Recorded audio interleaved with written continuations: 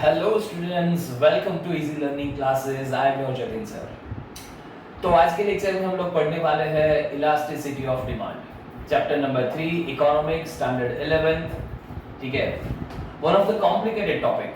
ठीक है, स्टूडेंट्स जो है वो ज़्यादातर इसमें ट्रैप हो जाते हैं, कंफ्यूज हो जाते हैं, क्योंकि डायग्राम्स जो है वो फर्स्ट टाइम आप देख रहे हो, है ना। कौन सा डायग्राम कब लगेगा, उसका इलास्टिसिटी कितना रहेगा, कंफ्यूजन है। कोई बात नहीं, आज के लेक्चर के बाद आपके सारे डाउट, सारे कंफ्यूजन्स जो है वो क्लियर होने वाले हैं। Let's start the topic that is elasticity of, I mean price elasticity, और we can say elasticity of demand. ठीक है, दो टाइप की इलास्टिसिटी होती है, price elasticity and income elasticity. Here we are going to talk about the price elasticity. अच्छा चलो, ये एक्चुअली कंसेप्ट है क्या, स्टूडेंट्स को यही नहीं पता होता है कि ये इलास्टिसिटी मतलब क्या। मुझे एक बात बताओ कि हमने लॉ ऑफ डिमांड तो पढ़ा, जिसमें हमने ये बात पढ़ी है at a lower price higher demand and at a higher price there will be lower demand. ठीक है, बट अगर मैं तो लॉ ऑफ डिमांड में ये आंसर हमें नहीं मिलता है। जैसे मैंने कहा कि भाई at a lower price there will be higher demand, my question is that how much. Lower price पर डिमांड बढ़ेगी, बट कितनी बढ़ेगी, no answer. Law of demand के पास ये आंसर नहीं होगा। At a higher price demand कम होगी, बट कितनी कम होगी, देयर इज नो आंसर। ये आंसर मिलेगा आपको इलास्टिसिटी ऑफ डिमांड से। समझ में आई बात। The concept is all about that कि प्राइस में अगर चेंज आता है तो उसके सामने डिमांड क्या रिस्पॉन्ड करेगी, उसको कहा जाता है elasticity of demand, price elasticity of demand. उसका इक्वेशन है EP is equal to change in demand divided by change in price. यानी कि प्राइस आपका कॉज है, कारण है, और ये आपकी इफेक्ट है, डिमांड में बदलाव आना। Due to change in price there will be some change in demand, and कितना चेंज आएगा वो भी यहां पर पता चलेगा। कितना चेंज आएगा उसका कोई यूनिफॉर्म आंसर नहीं है, that depends upon the commodity. It varies with the commodity. अलग अलग कमोडिटीज के लिए अलग अलग उसका डिफरेंशिएशन है कि प्राइस को वो कैसे रिएक्ट करेगी, कभी ज्यादा, कभी कम, कभी इक्वल, कभी इनफाइनाइट, कभी जीरो। सो कंसेप्ट समझ में आया आपको? ये मतलब इक्वेशन समझ में आया? Change in demand due to change in price, ऐसे याद रखना उसको। प्राइस नीचे आएगा, डिमांड ऊपर आएगी, है ना। सो कहने के बाद ये है कि इलास्टिसिटी ऑफ डिमांड जो है वो मेजर करता है रिस्पॉन्ड को। ये उसका मेन थीम है। ये टॉपिक की जो मेन थीम है वो ये है। लॉ ऑफ डिमांड ने ये बता दिया lower price higher demand, but कितना वो नहीं बताया, कितना ये बताएगा कि कितने परसेंट से वो बढ़ेगा या गिरेगा, है ना। Let's see. सो डिग्रीज जो है उसको 5 अलग अलग कैटेगरीज में डिवाइड किया गया है। The first one that is a perfectly elastic demand, और उसका जो चेंज है दैट इज इनफाइनाइट चेंज। कैसे वो अभी देखेंगे हम लोग, है ना। परफेक्टली इनइलास्टिक का जो है उसको क्या, मतलब उसकी जो इलास्टिसिटी है दैट इज जीरो। इलास्टिक जो नॉर्मल वर्ड हम यूज करते हैं, इलास्टिक मूवमेंट, ठीक है, रबर जो कहते हैं ना, वो zero. Unitary elastic demand 1, relatively elastic demand greater than 1, and relatively inelastic demand less than 1 elasticity होती है। ये आपका एमसीक्यू बनेगा, ठीक है। इनमें से कोई एक एमसीक्यू आपको मिलेगा, ठीक, इसकी इलास्टिसिटी कितनी होती है। फॉर एग्जांपल आपको पूछ ले कि परफेक्टली इलास्टिक डिमांड की इलास्टिसिटी कितनी होगी, है ना, तो उसका आंसर रहेगा EP 0 रहेगा। परफेक्टली इलास्टिक की इलास्टिसिटी कितनी रहेगी, इसका आंसर रहेगा इंफिनिटी। लाइक दैट 5 में से कोई भी एक आपको पूछा जाएगा इन एग्जामिनेशन, ठीक है। ओके चलो, सो बात करते हैं परफेक्टली इलास्टिक डिमांड क्या होती है। तो यहां पर मैंने दिखाया कि भाई परफेक्टली इलास्टिक डिमांड, उसकी जो इलास्टिसिटी है वो इनफाइनाइट है। इनफाइनाइट से क्या मतलब है मेरा, इनफाइनाइट से मेरा ये मतलब है कि ये इलास्टिसिटी को हम मेजर नहीं कर सकते। ठीक है, राइट। उसका जो डायग्राम का शेप है वो कैसा रहेगा, तो कि it will parallel to the X axis. यहां पर देख सकते हो ये हमारा एक्स एक्सिस है और ये डायग्राम का मतलब मूवमेंट है। मूवमेंट कैसी है, क्योंकि it is exactly parallel to our X axis, है ना, राइट।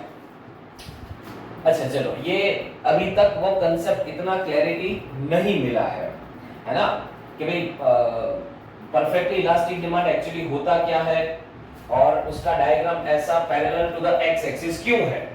फाइन, तो सुनो, ऐसा है कि जनरली ये जो फेनोमेना है ना परफेक्टली इलास्टिक डिमांड की बात, तो कि ये आपको परफेक्टली कॉम्पिटिटिव मार्केट के अंदर देखने को मिलेगा। अब क्वेश्चन दूसरा आता है, सर ये परफेक्टली कॉम्पिटिटिव मार्केट क्या है, जहां पर uniform product are sell with identical prices, identical quality, identical everything. कोई भी पैरामीटर आप उसका मेजर करोगे, that will be uniform, that will be the similar. Meanwhile prices जो है, अगर यहां पर प्राइसेस जो है अगर P से ऊपर जाके P1 पर कोई अगर बेचना चाहे, people will not respond, and P से नीचे जाके मान लीजिए P2 है, तो सेलर क्यों अपनी प्राइस खुद डिक्रीज करेगा। मान लीजिए कि ये 300 रुपए का प्राइस चल रहा है किसी प्रोडक्ट का, राइट, है ना, नॉर्मल न्यूट्रल प्राइस। अब कोई सेलर जो है वो 310 रुपए पर बेचना जाए, तो people will not accept at all। क्यों, क्योंकि पूरे मार्केट में 300 रुपए में मिल रहा है, you are the only seller जो 310 रुपए में बेच रहा है, his demand will be zero, वहां पे कोई नहीं जाएगा, ठीक है। तो सेलर जो है वो प्राइस मेकर नहीं है, वो प्राइस टेकर हुआ परफेक्टली कॉम्पिटिटिव मार्केट के अंदर। क्या बताया मैंने, मार्केट का जो ट्रेंड है वो ट्रेंड के साथ चलना पड़ेगा, he has to accept the price जो मार्केट में चल रही है, he cannot alter the price। Alter में वो क्या चाहेगा, suppose I am a seller, तो मैं चाहूंगा हायर प्राइस पर बेचना, बट यहां पर ऑप्शन बिल्कुल भी अवेलेबल नहीं है। People will not respond you, people will not entertain you at a higher price, ठीक है। अच्छा चलो सर, दूसरा एग्जांपल भी आपने बताया, P2 अगर भाई मैं सेलर हूं, ठीक है, 300 रुपए में अगर कोई प्रोडक्ट बिक रही है, तो मैं 290 में क्यों बेचने जाऊं, क्यों खामखा उतना मैं लॉस करूं, और उतनी ही बिकेगी, ठीक है, क्वांटिटी, मैं अपना प्रॉफिट मार्जिन यहां पर कम नहीं करने वाला, ठीक है। So that P will be constant, price will be constant in the perfectly competitive market। अब इतनी प्राइस पर क्वांटिटी डिमांडेड कितनी होगी, देख भाई एक सिंपल सा फंडा बता रहा हूं मैं। लॉ ऑफ डिमांड में हमने क्या बताया था कि जब प्राइस में कोई मूवमेंट आती है ना, तो डिमांड उसको रिएक्ट करता है। प्राइस बढ़ा तो रिएक्ट किया, प्राइस कम हुआ तो रिएक्ट किया। बट जब मैं ये कहूं कि प्राइस स्टेबल है, कांस्टेंट है, तो तुम्हारा रिएक्शन क्या होगा, डोंट नो। वो डिमांड आपकी यहां पे भी हो सकती है, यहां पे भी हो सकती है, यहां पे भी हो सकती है, यहां पे भी और यहां पे भी, कहीं पर भी हो सकती है। देखो भाई मेरे को ना ये मतलब चेंज तो चाहिए ना, प्राइस थोड़ा अप एंड डाउन करे तो मैं अपनी डिमांड को एडजस्ट करूं, ज्यादा कम करने का सोचूंगा मैं। ये इक्वेशन क्या कहता है, change in price, change in demand. यहां पर प्राइस ने कोई चेंज दिखाया आपको, नहीं दिखाया, कांस्टेंट प्राइस चल रही है। तो ये कांस्टेंट प्राइस आपका अगर बेस, आपका अगर कॉज कुछ भी हिंट नहीं दे रहा है, तो रिएक्शन क्या होगा वो नहीं पता चलेगा, है ना। इसलिए यहां पर जो आपका इलास्टिसिटी है दैट इज इनफाइनाइट, वो पता ही नहीं चलेगा कि कितनी इलास्टिसिटी आएगी, क्योंकि प्राइस इज कांस्टेंट। ये कारण है, ये रीजन है। इनफाइनाइट होने का रीजन ये है कि nobody knows where the demand will be, it may be here, it may be here, it may be here और हियर, कहीं पर भी हो सकती है। हाँ, अगर तुम प्राइस में थोड़ा अप एंड डाउन करो तो हम कुछ रिएक्शन देने की सोचेंगे, बट जैसे मैंने आपको बताया अप जाने का पॉसिबिलिटी नहीं है और नीचे वो आने को तैयार नहीं है। सेल अप जाएगा तो खामखा डिमांड डिक्रीज हो जाएगी, नीचे जाएगा तो मार्जिन गिर जाएगा, so that he will go with the trend. Market में जो चल रहा है उसको एक्सेप्ट करके वो बेचेगा, ठीक है। Every seller is doing the same thing, तो हम क्यों एक्सेप्शन बने? पूरा मार्केट अगर ये फॉलो कर रहा है तो हम क्यों एक्सेप्शन बने? ज्यादा या कम करके हम भी मार्केट के साथ चलेंगे, and buyer is ready to buy at this price, simple. So that इसकी जो इलास्टिसिटी है that is infinite. I hope कि ये क्लियर हो गया होगा, ठीक है? अब तक कंफ्यूजन था बट अब क्लियर हो गया होगा, या तो रट्टा मार दिया होगा बट अब कंसेप्ट मिल गया होगा आपको। आगे बढ़ते हैं, ठीक है? परफेक्टली इन इलास्टिक डिमांड, देखिए ये परफेक्टली इलास्टिक था, ये कहीं पर भी जा सकता है। परफेक्टली इलास्टिक, दिस वन, ये परफेक्टली इन इलास्टिक, बिल्कुल अपोजिट, बिल्कुल अपोजिट हुआ ये। माने कि भाई मेरा जो डिमांड है ना, मेरा जो डिमांड है ना दैट इज फिक्स। तुम प्राइस चाहे यहां रखोगे तब भी इतना खरीदेंगे, इतना रखोगे तब भी इतना, तुम इतना रखोगे तब भी, और तुम पिक पर ले जाओगे तब भी खरीदना पड़ेगा मुझे। मैं आपको एक एग्जांपल देता हूं, you will be convinced with this topic. Medicine है, ठीक है? तो मेडिसिन अगर बहुत सस्ती है तो तुम क्या स्टॉक कर लोगे उसका? है भाई, स्टॉक कर लोगे? नहीं, जितना मंगवाया है डॉक्टर ने, जितना प्रिस्क्रिप्शन में दिया उतना ही खरीदोगे ना। योर डिमांड इज फिक्स ना, तो यहां पर तुम प्राइस को तवज्जो नहीं दोगे। Getting my point? आप प्राइस को बिल्कुल तवज्जो नहीं दोगे। उन्होंने प्राइस बढ़ा दिया, महंगा कर दिया, तब भी तुम्हें खरीदना पड़ेगा। बहुत महंगा कर दिया तब भी खरीदना पड़ेगा।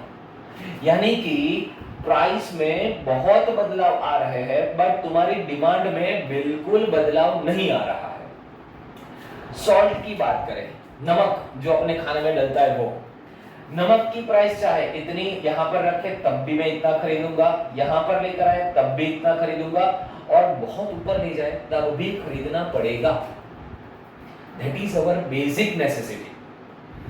तो यहां पर अगर आप इक्वेशन लगाओगे, EP इज इक्वल टू, मान लीजिए कि 10% change in price, there is a 0% change in demand, तो इसका आंसर क्या आएगा? 10 डिवाइड बाय 0 करोगे तो आंसर क्या आएगा? 0। ठीक है? इसमें EP इज इक्वल टू क्या है आपका? प्राइस कांस्टेंट है। प्राइस क्या है? प्राइस आपका कांस्टेंट है। There is a no change, तो मैं यहाँ पर चेंज लिखूं क्या? There is a question mark, so answer is infinite। Change है ही नहीं तो मैं चेंज लिखूं क्या? बात समझे? That's why answer is infinite। उसमें इक्वेशन के लिए मुझे फिगर तो चाहिए ना भाई। ये कॉज है तो ये रीजन, ये मतलब इफेक्ट बनेगा, बट कॉज ही कुछ नहीं है तो इफेक्ट क्या आएगा? है ना? हमने सीड्स अगर बोए हैं, ये कारण है तो क्रॉप मिलेगा, बट सीड्स ही नहीं बोए हैं तो क्रॉप की तो बात ही नहीं होगी ना भाई। क्रॉप नहीं मिला, अरे भाई तूने सीड्स ही नहीं बोए तो क्रॉप कैसे मिलेगा तुम्हें? तो कारण तो दो मुझे, चेंजेस तो दो। इन्होंने क्या कहा? हम फ्लैट रहेंगे, no changes. Back to the point. यहां पर ये भरपूर कारण दे रहा है बट हम है कि रिएक्ट करने को तैयार नहीं है। 0 रिएक्शन दिया। क्यों? तो कि भाई मैं रिएक्ट नहीं कर सकता हूं, ये मजबूरी है, ये जरूरी है। मेडिसिन की बात कर लो, तुम सॉल्ट की बात कर लो, ये 2 एग्जांपल तुम्हारे माइंड में इनफ है ये कंसेप्ट को बिठाने के लिए, है ना? फाइन। तो नीचे तुम 10, 20, 50 जितने % का चेंज डालना हो डाल दो, ऊपर में अगर 0 रख देता हूं तो आंसर विल बी 0। सो यहां पे जो इलास्टिसिटी है ना, परफेक्टली इन इलास्टिक, बोले मैं चेंज होने को तैयार नहीं हूं। ये समझ लो कि इलास्टिक है मेरे पास बट मैं उसको पकड़े रखा हूं, मूवमेंट ही नहीं दे रहा हूं, तो कैसे इलास्टिक हुआ? ये स्टेबल इलास्टिक हुआ। 0, नो चेंज एट ऑल। ठीक है? अब आता है यूनिटरी इलास्टिक डिमांड। यहां से आपको थोड़ा मूवमेंट मजा आएगा। यूनिटरी इलास्टिक डिमांड ये कहता है, अच्छा इसके शेप पता चला ना बेटा? परफेक्टली इलास्टिक का parallel to the X axis, और इसका जो शेप है वो क्या है? Vertical straight line parallel to the Y axis. ये भी एमसीक्यू में आता है या वन लाइन क्वेश्चन में आता है। शेप भी पूछे जाते हैं कि कौन से डायग्राम का कौन सा शेप है। अगर बात करें यूनिटरी इलास्टिक, यूनिटरी का मतलब होता है 1। तो मैं आपको सीधा पॉइंट पर लेकर जाता हूं, है ना, कि जितना बदलाव आप प्राइस में करोगे उतना रिएक्शन हम अपनी डिमांड में देंगे। मान लीजिए कि आपने 5% से अपना प्राइस बढ़ाया तो मैं 5% से अपनी डिमांड गिराऊंगा। 5 cancel, answer is 1। ठीक है, तुमने 5% से प्राइस गिराया, मैं 5% से डिमांड बढ़ाऊंगा, इक्वल ही रहेगा। जितना तुम चेंज अपने प्राइस में करोगे ऊपर उतना ही चेंज, उतना ही रिएक्शन डिमांड में आएगा। तो उसको कहा जाता है यूनिटरी इलास्टिक डिमांड। और ये जो डायग्राम बनेगा वो डायग्राम तुम्हारा रेक्टेंगुलर हाइपरबोला डायग्राम होगा। यूनिक वर्ड है, याद रखना। इसको कहा जाता है रेक्टेंगुलर हाइपरबोला शेप। डायग्राम आपने टेक्स्ट बुक में देखे होंगे बट कुछ समझ नहीं आ रहा होगा। समझो कि यहां पर मैंने कहा एग्जैक्ट इक्वल। मान लीजिए कि प्राइस अभी चल रहा है P और मेरी डिमांड चल रही है Q। ठीक है, प्राइस है P और डिमांड है Q। अब मैं प्राइस यहां से 5% बढ़ा रहा हूं, डिमांड एग्जैक्टली 5% डाउन आ गई, यानी कि Q1 पर आ गई। जैसे प्राइस P से P1 गया, ये Q से Q1 आ गया। जितना डिस्टेंस आपको P से P1 का दिख रहा है उतना ही डिस्टेंस आपको Q से Q1 का दिखेगा। और ये जो डायग्राम मिलेगा which is called as a rectangular hyperbola diagram. This is called as a unitary elastic demand. Moving to the next one, that is a relatively elastic demand. अब ये जो डिमांड है ना 4 and 5 नंबर की elasticity, ये बहुत ही sensitive है, price sensitive है ये, है ना। तो रिलेटिवली इलास्टिक डिमांड की मैं बात करूं तो उसका जो इलास्टिसिटी रहेगा ना वो ग्रेटर देन 1 रहेगा, है ना। Minor change in price, there is a huge change in demand, huge reaction in demand. Price में हल्का सा बदलाव और डिमांड में 3-4 गुना changes, maybe positive maybe negative, वो कोई भी हो सकता है बट मैं बदलाव की बात कर रहा हूं। फॉर एग्जांपल गोल्ड प्राइसेस में 2% डिक्रीज हुआ तो सामने डिमांड 5% से बढ़ गई। ठीक है, वाइस वर्सा, अगर गोल्ड प्राइसेस 2% 3% बढ़ा, डिमांड 10% कम हो गई। अगर इसको मैं इक्वेशन में डालूं तो नीचे मैंने कहा कि प्राइस 2% कम हुई, ऊपर डिमांड 5% बढ़ गई। क्यों? तो कि people are ready to buy gold, but थोड़ा सा नीचे आने दे, हम खरीदने को तैयार हैं। समझे क्या? 5 डिवाइड बाय 2 करोगे, आंसर ग्रेटर देन 1 ही मिलेगा आपको, आंसर ग्रेटर देन 1 ही मिलेगा आपको। यानी कि this is relatively elastic demand और इसका जो डायग्राम है ना वो स्टीपर डिमांड को मिलेगा, आपको स्टीप मिलेगा एकदम, है ना, स्टीपर डिमांड को। फॉर एग्जांपल ये प्राइस P था मेरा और P से P1 हल्का सा नीचे आया, पहले डिमांड Q थी, जंप मार के सीधा Q1 तक। ये डिस्टेंस को देखो जरा, P से P1 और Q से Q1 का, ये कॉज है, ये इफेक्ट है। कॉज इतना छोटा, इफेक्ट इतना बड़ा। This is a relatively elastic demand. जैसा मैंने आपको पहले कहा कि this is a highly sensitive, price में थोड़ा सा बदलाव, डिमांड में धरखम बदलाव, drastic change will be there, है ना, drastic change will be there. And that's why इसका जो आंसर है, इसकी जो इलास्टिसिटी है, it is always greater than 1, right. Come to the last one, that is a relatively inelastic demand, है ना, कि यहां पर तुम प्राइस में ड्रेस्टिक बदलाव करते हो। तुमने 10% प्राइस गिरा दी, मैंने डिमांड 1% बढ़ाई, 10% प्राइस कम हुई भाई, फिर भी डिमांड कितनी बढ़ी? 1%। वो रूल था ना अपना, at lower price there will be higher demand.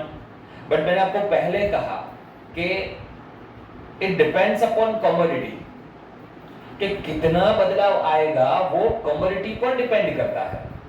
For example अपने मतलब ऐसा मान लो फूड ग्रेन्स, अनाज की बात करें, जो चावल है, जो व्हीट है ना, उसमें मान लीजिए कि प्राइसेस गिर गए, 10% प्राइसेस कम हो गए प्रीवियस ईयर की कंपैरिजन में, तब भी हम उतना ही अनाज भरेंगे ना। ऐसा तो है नहीं 3-4 साल का अनाज एक साथ भर लेंगे, खराब हो जाएगा। स्पाइसेस की बात करें, घर में जो स्पाइसेस यूज करते हैं, अगर उसके प्राइसेस मान लीजिए कि बढ़ गए, 10% बढ़ गए, तो क्या खाना छोड़ देंगे? मरी मसाला जो भी ला रहे हैं वो बंद कर देंगे? लाना ही पड़ेगा ना मुझे। सो प्राइस अगर बहुत बड़ा चेंज दे भी रहा है, तब भी हम डिमांड चाहकर भी चेंज नहीं कर सकते। उसको कहा जाता है रिलेटिवली इनइलास्टिक डिमांड, और इसका आंसर ऑलवेज लेस देन 1 रहेगा। यह माइनर रिस्पॉन्ड करेगा। क्या है? यह माइनर रिस्पॉन्ड करेगा। दो प्राइस ने बहुत बड़ा जंप मारा, या तो बढ़ने में या तो गिरने में, बड़ा जंप मारा, फिर भी डिमांड ने उसको क्या रिस्पॉन्ड किया? बहुत माइनर, बहुत हल्का सा रिस्पॉन्ड किया। फॉर एग्जांपल 5% से प्राइस बढ़ गया, डिमांड सिर्फ 2% नीचे आई, बड़ी मुश्किल से। 2 डिवाइड बाय 5 करोगे, पॉइंट में आंसर आएगा, मतलब लेस देन 1 आंसर आएगा आपका ऑलवेज। तो ये जो आइटम्स होगी ना, ये हमारी डेली नेसेसिटीज के आइटम होगी। मान लीजिए कि डिटर्जेंट जो हम यूज करते हैं कपड़े धोने के लिए, ठीक है, उसके प्राइसेस में 10% की कमी आ गई, 15% की कमी आ गई, तो क्या स्टोर कर दे घर पे? हैं? गोडाउन भर ले क्या? जितना चाहिए उतना ही लेंगे ना। चलो एक पाउच ले रहे तो शायद 2 पाउच ले लिया। मैंने कहा आप माइनर रिस्पॉन्ड करोगे, कर दिया मैंने माइनर। ऐसा तो है नहीं कि मैं 10-15 पाउच एक साथ ले लूं, 2-5 साल का डिटर्जेंट एक साथ घर में डाल दूं, नॉट पॉसिबल। इसलिए ये जो इलास्टिसिटी है उसका जो डायग्राम है वो फ्लैटर डिमांड कर्व मिलेगा आपको, मूवमेंट नहीं देगा, वो माइनर हल्का सा वो चेंजेस देगा, इसलिए बोला है फ्लैटर डिमांड कर्व बोला है इसको। क्लियर हुआ? ठीक है, तो this was the concept of elasticity, है ना। एक बार फिर से देख लीजिए कि इलास्टिसिटी ऑफ डिमांड होता क्या है। अपना जो लॉ ऑफ डिमांड है वो सिर्फ लोअर प्राइस पर हायर डिमांड और हायर प्राइस पर लोअर डिमांड इतना कह के छोड़ दिया, बट उसने ये नहीं बताया कि ये रिस्पॉन्ड कितना करेगा। हायर डिमांड तो कितनी हायर डिमांड, लोअर तो लोअर कितनी, बट उसका आंसर हमें इलास्टिसिटी से मिलेगा।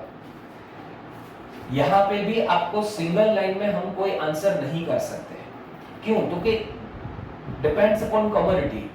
this response is totally depend upon the commodity। वो अलग अलग तरीके से बिहेव करेगा, अलग अलग तरीके से रिस्पॉन्ड करेगा प्राइस को। इसका इक्वेशन है EP is equal to change in demand divided by change in price। Price यहाँ पर कारण है और सामने डिमांड उसका रिस्पॉन्स है, ठीक है। तो मैं ये कहता हूं कि जब आपके पास कोई कारण होगा तो आप रिस्पॉन्ड सोचोगे ना, बट अगर आपके पास कोई कारण ना हो तो रिस्पॉन्ड क्या करोगे? जब मैं प्राइस स्टेबल लिए जा रहा हूं, ना तो मैं बढ़ा रहा हूं ना तो मैं कम कर रहा हूं, तो डिमांड क्या होगी? तो क्या आंसर करो भाई, मैं इतने की हो सकती है, यहां पे भी कहीं पर भी हो सकती है। यू मीन टू से you do not have any answer? Yes, I don't have any answer. Infinite ऐसे बना है ये, ठीक है। परफेक्टली इलास्टिक कंपैरेटिव मार्केट में ये बनेगा। परफेक्टली इनइलास्टिक ये कहता है कि भाई देख, तुम प्राइस में उथल पुथल मचा दो, यहां ले जाओ, यहां ले जाओ, यहां ले जाओ, मैं तो इतना डिमांड करूंगा। मेडिसिन की मैंने एग्जांपल दी, सॉल्ट की हमने एग्जांपल ली, है ना। तुम प्राइस बढ़ा दो तब भी इतना खरीदूंगा, तुम गिरा दो तब भी इतना खरीदूंगा। मैं अपनी मतलब बेसिक कॉमन सेंस की बात है भाई। मेडिसिन को स्टोर थोड़ी कर लेगा, यार महंगा है तो छोड़ भाई, नहीं चाहिए, ऐसा भी नहीं कर सकते। महंगा है तब भी लेना पड़ेगा, कम है तब भी उतना ही लेना पड़ेगा। इसलिए ये क्या है, तो कि भाई मैं डिमांड में कोई रिस्पॉन्ड ही नहीं कर रहा, मैं तो जीरो रहूंगा, तो आंसर भी जीरो रहेगा। यूनिटरी में 1-1, तुम जितना प्राइस में मूवमेंट दोगे, डिमांड में हम उतना ही मूवमेंट देंगे। नीचे 5%, ऊपर 5, नीचे 10, ऊपर 10, नीचे 15, ऊपर 15, answer is always 1। Unitary elastic. Relatively and relatively inelastic, those are price sensitive.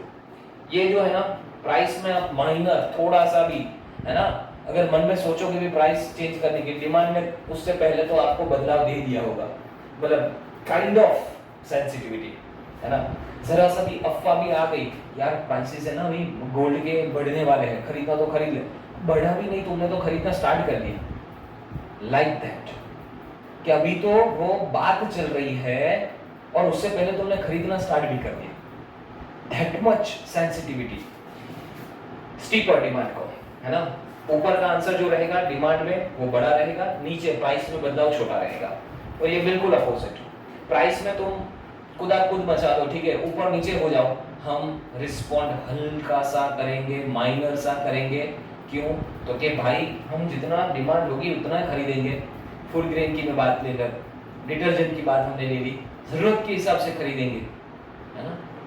उसमें मैं ज्यादा चेंजेस नहीं कर सकता, चाहे तुम बढ़ाओ चाहे तुम गिराओ। So this was the concept of elasticity, ठीक है। आगे और भी ऐसे कंटेंट्स आपको मिलते रहेंगे, but don't forget to subscribe, क्योंकि सब्सक्राइब करोगे तो आपको अगला नोटिफिकेशन मिलेगा, जो भी नए वीडियोस अपलोड होते हैं, जो भी नए टॉपिक्स ऐड होते हैं आपको मिलता रहेगा।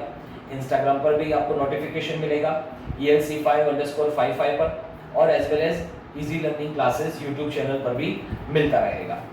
नॉट ओनली इकोनॉमिक्स, आपको अकाउंट्स के रिगार्डिंग जनरल एंट्री में दिक्कत आती है, मैं समझ सकता हूँ कि 11th स्टैंडर्ड में सबसे बड़ा जो चैलेंज पहला जो आप फेस करोगे वो जनरल एंट्री होगा, ठीक है। चैप्टर 1, 2, 3 जो है वो थियोरेटिकल है, बट पहला पड़ाव जब आएगा वो है जनरल एंट्रीज। जनरल एंट्री का एक फंडामेंटल है बेटा, है ना, वो बहुत ही बेसिक चीज है जिसको समझना बहुत जरूरी है। अकाउंटिंग जो है वो वहीं से स्टार्ट होता है, बाकी सारे स्टेप उसके ऊपर बनते जाएंगे, बिल्ड होते जाएंगे। ये क्या है? तो कि ये मेन पिलर है, तो उसको समझना जरूरी है, टेक्निकली समझना जरूरी है। उसका अगला वीडियो आ रहा है, प्लीज भी सब्सक्राइब और अपने फ्रेंड सर्कल में भी शेयर कीजिए, ताकि उनको भी ये सीखने को मिले। आपकी एग्जाम हो, यूनिट टेस्ट हो या पढ़ने बैठे हो, तो एक बार वीडियो को गो थ्रू कीजिए, देन आफ्टर आप पढ़ने बैठोगे आपके सारे डाउट कंसेप्ट क्लियर हो जाएंगे, है ना। अपार्ट फ्रॉम दिस हम यहाँ पर नोट्स भी प्रोवाइड करते हैं, यहाँ से भी आप नोट का पूरा स्क्रीनशॉट ले सकते हो, ठीक है। कई बच्चों के मुझे मैसेजेस आते हैं कि सर हमें नोट्स बनाना सिखाइए, नोट्स बनाना आता नहीं हमें, तो आप नोट्स यहाँ से ले सकते हो डायरेक्टली, समझे। सो बी सब्सक्राइब, लाइक कीजिए, शेयर भी कीजिए, ठीक है, अपने फ्रेंड सर्कल में शेयर भी कीजिए। अगले वीडियोस के लिए बी रेडी। अगर आपको कोई डाउट होगा, क्वेरी होगा, क्वेश्चन होगा, आप मुझे उसमें कमेंट करके बता दीजिए। OCM के रिगार्डिंग भी वीडियोस आ रहे हैं बेटा, बट थोड़ा सा रश ज़्यादा है, तो एज अर्ली एज पॉसिबल मैं डाल दूंगा। Standard 11, 12 Gujarati medium, English medium दोनों के लिए, ठीक है। मिलते हैं अगले लेक्चर में, अगले वीडियो में। Till then take care, bye bye.